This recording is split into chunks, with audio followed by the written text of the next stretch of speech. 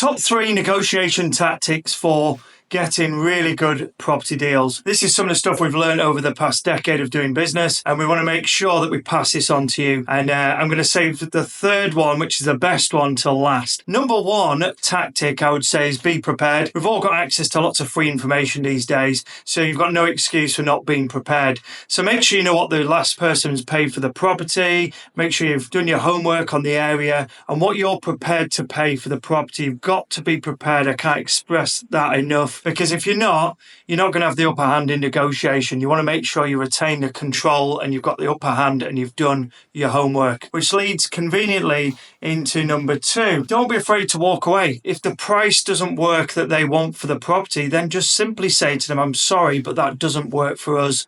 I wish you all the best. Now, the good thing is we're retaining the control here, because whether they say yes, no, or maybe, it's important to remain that control so that you can just say, I'm sorry, it doesn't work. If you walk into a bad deal and agree a bad deal, it's not good for you, it's not good for them, and it's certainly not good for your investor, and none of you will end up coming out on top. So just make sure, number 1, you're prepared, and number 2, don't be afraid to walk away. Now, number 3, this is the one you've been waiting for. This is the best one, and this, I wish I'd learned this a lot sooner in my property career, but when we introduced this tip, this tactic, it changed our business absolutely massively.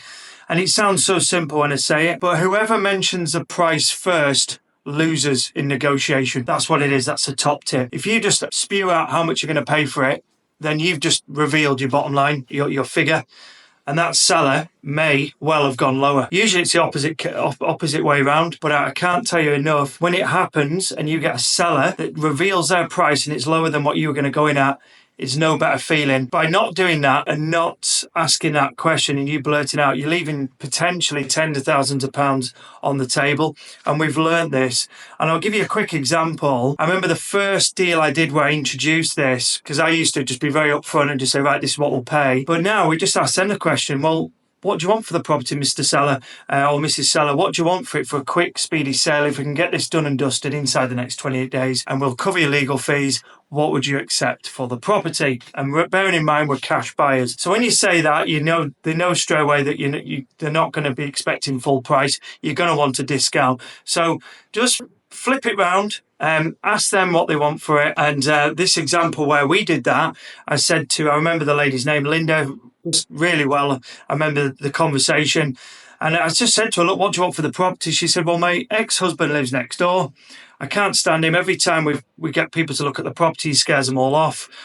She said, I just need to get off I'm on a bridging product. I need to get off it. And when you're on bridging finance, you're very motivated if it runs out, because if you can't pay bridging finance back, they'll repossess the property like any mortgage lender. So she had a real need and a motivation to accept a lower price. And because her husband was scaring people off, then she was even more motivated. So we just said, well, what do you want for it? And she said, well, I want what I paid for it.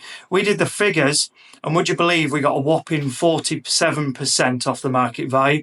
Now, had I gone in and just said we'll pay, 75% of the market value, then she would have said, oh yeah, definitely, I'll take that. And do you see, by flipping it round and saying how much do you want for the property, we've been able to get a huge discount, much steeper than normal, and that's nearly 50% discount. Now, just so we're clear, you're not doing them every month. I wish we were.